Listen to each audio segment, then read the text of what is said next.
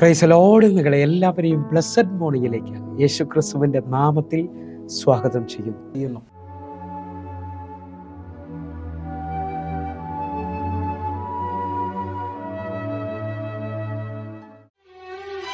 ആരും തുറക്കാത്ത വാതിൽ ദൈവം തുറക്കും.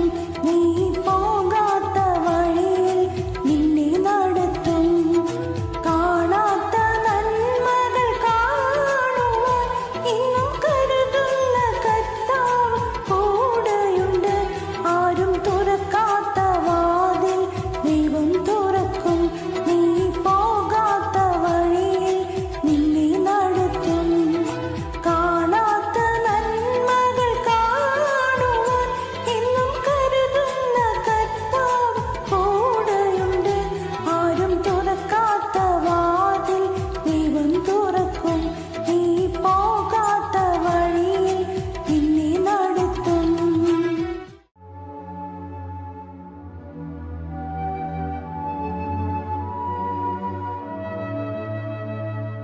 പ്രിയരെ, അനുഗ്രഹിക്കപ്പെട്ട ഒരു പ്രഭാതം കൂടെ നമ്മുടെ ജീവിതത്തിൽ അനുവദിച്ചു തന്ന വലിയവനായ ദൈവത്തെ നമുക്ക് ഒരുമിച്ച് ചേർന്ന് നന്ദി പറയാം.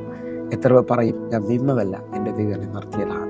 ഒന്നുകൂടെ പറഞ്ഞു കഴിഞ്ഞാൽ 2024 ജൂലൈ മാസം 5-ാം തീയതി വരെയും എന്നെയും എൻ്റെ കുടുംബത്തെയും പ്രത്യേകിച്ച് പകർച്ചവ്യാധിയിൽ നിന്നും അനേക പ്രതികൂലത്തിൽ നിന്നും പ്രതിസന്ധിയിൽ നിന്നും കണ്ണിലെ കൃഷ്ണമണി പോലെ സൂക്ഷിക്കുകയും വിടുവിക്കുകയും ചെയ്ത വലിയവനായ ദൈവത്തിന് നന്ദി പറഞ്ഞുകൊണ്ട് ഈ പ്രഭാത ചിന്തയിലേക്ക് നമുക്ക് ഒരുമിച്ച് അടുത്തു വരാം. നിനക്ക് വിരോധമായി ഉണ്ടാക്കുന്ന യാതൊരു ആയുധവും ഫലിക്കുകയില്ല.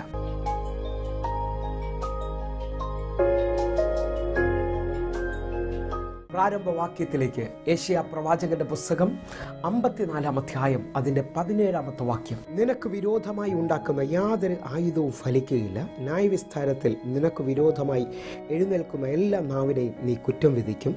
യഹോവയുടെ ദാസന്മാരുടെ അവകാശവും എൻ്റെ പക്കൽ നിന്നുള്ള അവരുടെ നീതിയും ഇതുതന്നെ ആകുന്നു എന്ന് യഹോവ അരുൾ ചെയ്യുന്നു.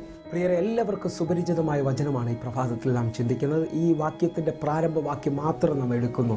നിനക്ക് വിരോധമായി ഉണ്ടാക്കുന്ന യാതൊരു ആയുധവും ഫലിക്കുകയില്ല. എന്തുകൊണ്ടെന്ന് ചോദിച്ചു കഴിഞ്ഞാൽ ദൈവം നമുക്ക് മറവും ദൈവത്തിൻ്റെ കാവലും നമുക്കുണ്ട്. പ്രിയരെ, വിശ്വസിക്കാമെങ്കിൽ യേശയ്യാ പ്രവാചകന്റെ പുസ്തകം 31-ാം അധ്യായം 5-ാമത്തെ വാക്യം. പക്ഷി ചുറ്റിപ്പറന്ന് കാക്കുന്നത് പോലെ സൈന്യങ്ങളുടെ യഹോവ യെരൂശലേമിനെ കാത്തുകൊള്ളും.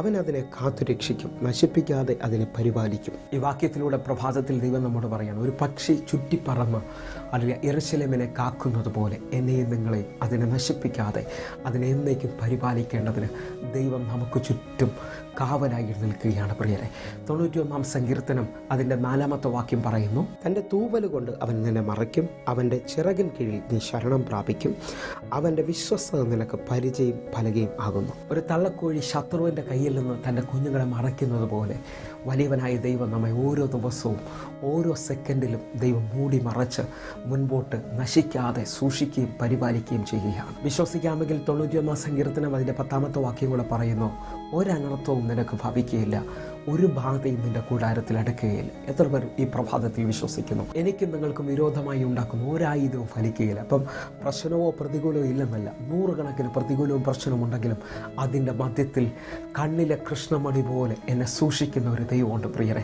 അങ്ങനെ വിശ്വസിക്കുന്നവർ ഈ പ്രഭാതത്തിൽ ദൈവത്തിന് നന്ദി പറഞ്ഞുകൊണ്ട് നമുക്ക് ഒരുമിച്ച് പ്രാർത്ഥിക്കാം. പ്രിയരെ, ഞങ്ങളെ സ്നേഹിക്കുന്ന ഞങ്ങളുടെ നല്ല ദൈവമേ, ഒരുമിച്ച് ചേർന്ന് ഞങ്ങൾ പ്രാർത്ഥിക്കുന്നു. കർത്താവേ, അങ്ങയുടെ കാവലിനായിട്ട് അങ്ങയുടെ വലിയ പ്രൊട്ടക്ഷനായി ഞങ്ങൾ വിശ്വസിച്ചുകൊണ്ട് പ്രാർത്ഥിക്കുന്നു. ഞങ്ങൾക്ക് വിരോധമായി ഉണ്ടാകുന്ന ഒരായുധവും ഫലിക്കത്തില്ല. എങ്കിൽ ഇന്ന് ചില ഗുഡ് ന്യൂസുകൾ അങ്ങ് ഞങ്ങൾക്ക് തരുവാൻ പോകുന്നതിനായി നന്ദി. ഓരോ മക്കളെയും ഞങ്ങൾ ഏൽപ്പിച്ച് പ്രാർത്ഥിക്കുന്നു.